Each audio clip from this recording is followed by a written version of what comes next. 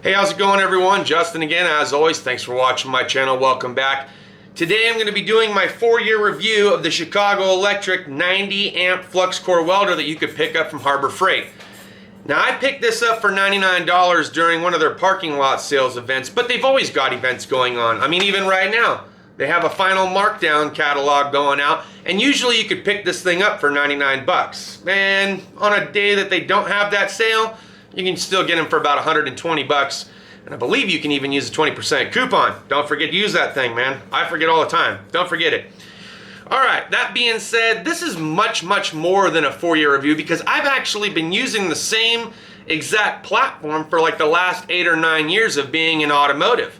When I first went to community college and met up with a couple of brothers that did dirt track racing and mobile repair, we would be in the rain in Oregon on our backs underneath a Chevy, welding an exhaust back together at the dirt track. If something broke down, plugged it right on in, fixed it right there, car back out on the road. So in a pinch, this thing will work. It'll hold up great. And you can ask any welder, flux core might not give you the most prettiest of weld, but it does pretty damn good in windy conditions.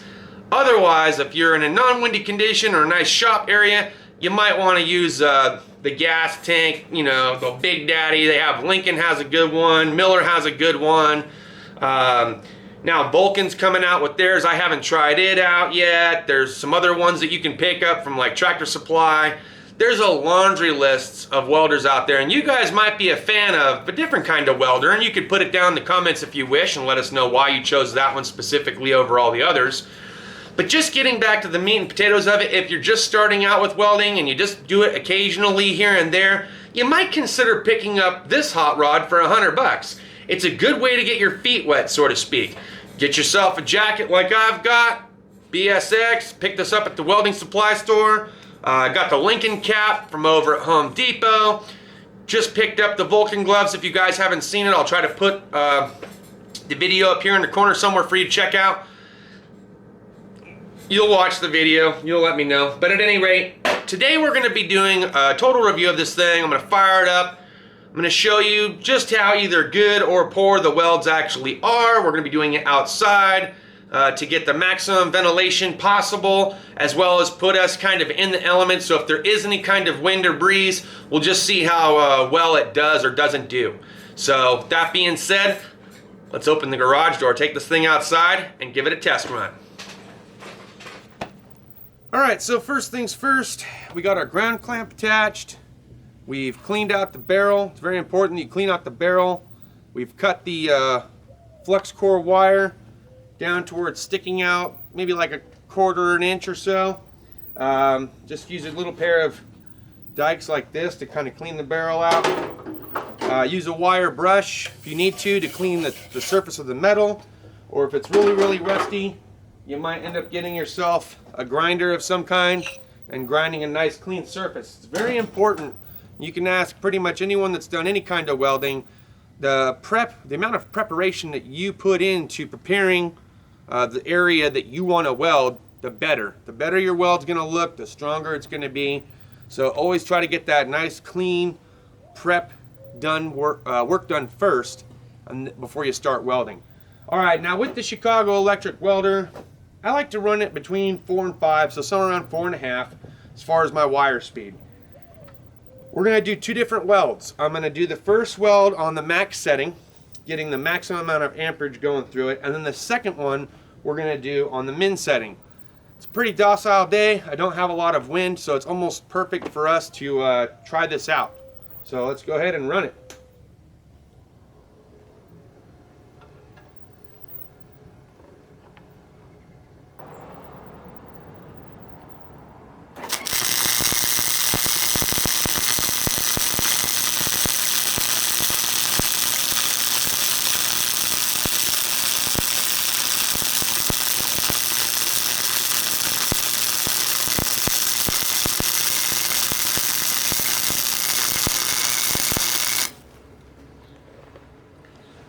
Alright, so first weld on the max setting. You can see I got an awful lot of spackle going on here. And there might be a couple of reasons behind that. One, I'm not a very experienced welder. 2, I might have the amperage turned up too much. 3, the degree in which I had the actual welding rod itself could have played a role. I was more at it like more of like a 45 or 30 degree angle. I think if I pick my angle up a little bit more, I might get a cleaner weld. Let's just clean off some of this slag and take a look at what the first weld looks like. Turn this machine off real quick. Alright, let's see.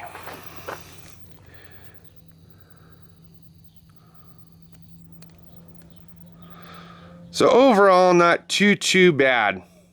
Like I said, a little bit spackly. It's probably mostly me. Alright, now I'm going to go ahead and put it on the min setting, and we'll see what it does on min.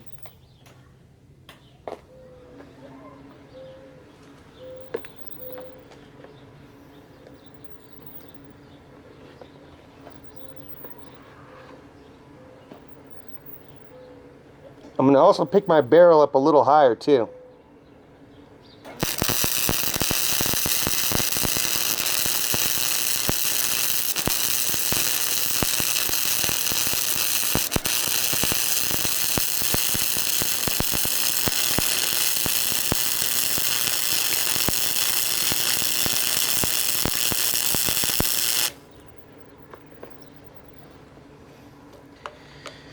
Well, seems like I've got a little bit less spackle. I think I might have been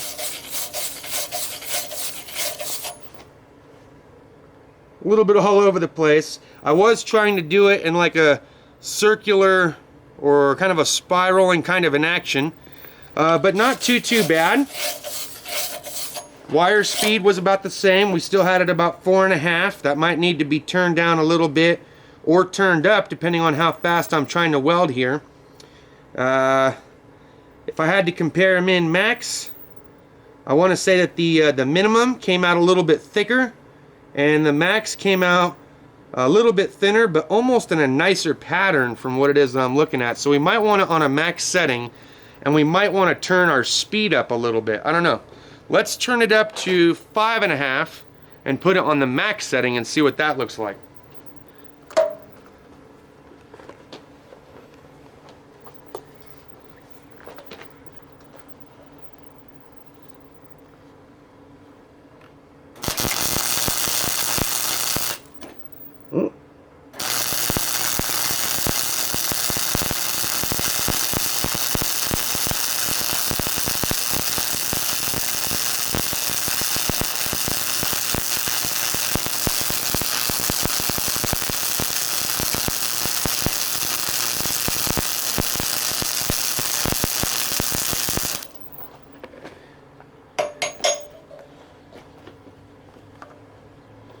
I dare say, outside of the spackle, that one actually came out a little better.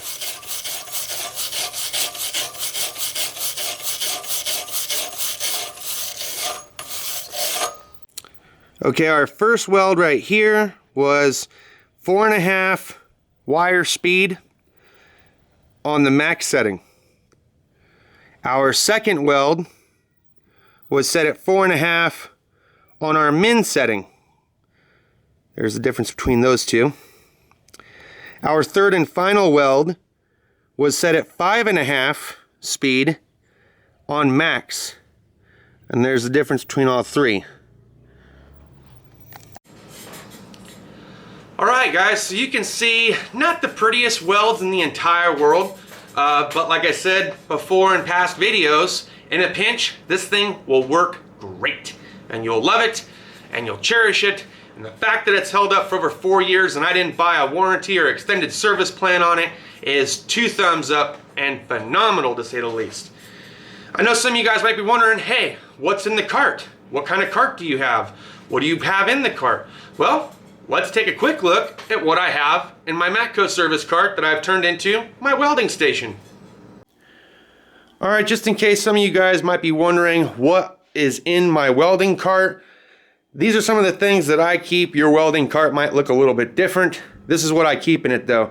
So this wire brush, it kind of started to fade out. So I picked up a couple of new ones here the other day. I keep a small pair of dikes in here. I got these interesting welding pliers that I saw over at Harbor Freight. I don't know how I like them yet, to be honest. Kind of in between on that. I always try to keep a tape measure on top because I'm forever looking for one. I got my grinding wheel, my DeWalt grinding wheel. A series of different vice grips and clamps that I keep here on the top, as well as a slag hammer. A bunch of small little magnets and a couple of these big magnets. Those come in handy when you're trying to weld corners and shapes and things together. In the drawer itself, it's kind of a variety of different things. I know it looks a little scattered. It's organized chaos to me. But I keep some of the welding tips, both in 35 gauge as well as, I'm not 35 gauge, 35 thousandths as well as 30 thousandths. So I keep those tips in there. Another spool of wire should I need it. A claw hammer, because you know I'm always looking for my hammer somewhere. A bunch of these files, different kinds. Some I picked up from Walmart. Some of these are Snap-on, some of these are Pittsburgh. And then this is for my chainsaw. Also, I got these wire wheels. These things are great that I could put on my die grinder, which I keep in the main toolbox. Some C-clamps, both big and small. A speed square just in case. A torpedo level, because you might want to just check to see if something's level. My dad gave me a bunch of these cool sanding sponges. Those things come in handy sometimes. And then I've got some hacksaw blades that I got taped up towards the back. Down here towards the bottom, I keep a 25-foot extension cord. I think I picked that up from Harbor Freight as well. It just helps make it to where I can do things outside. I got my flash hood that I've had since I was back in the Navy when I was doing DC work. I got the Vulcan gloves I just got that I told you guys about, and then I got my Cornwell ones down there, and then just for S&G purposes, I keep some hearing protection underneath as well. So that's pretty much all that I keep in my welding cart.